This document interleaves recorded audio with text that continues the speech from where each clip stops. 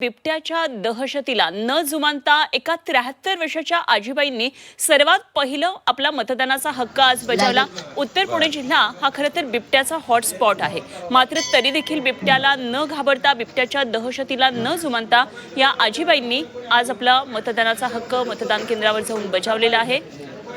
तर मंचरमध्ये काय सगळी ही परिस्थिती आहे याचा आढावा घेतलाय आमचे प्रतिनिधी हेमंत चापुडे यांनी।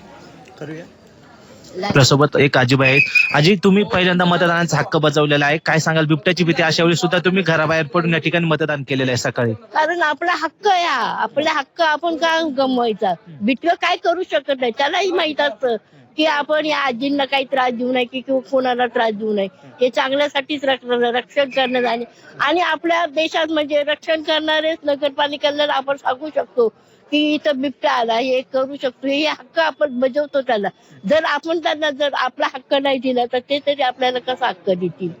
पण तुम्ही वयस्कर असून या वयात सुद्धा एवढ्या सकाळी येऊन थंडीत सुद्धा मतदान केलेलं आहे, तरुणांना काय आवाहन कराल, नागरिकांना काय आवाहन कराल? की सगळ्यांनी आनंदाने आणि उत्साहाने जर मतदान केलं तर आपल्या देशाचं आणि आपल्या नगरपालिकेचं सगळं चांगलं होऊन जातील, ते पण आपल्याला मदत करू शकतील, आपण पण त्यांना मदत करू शकू।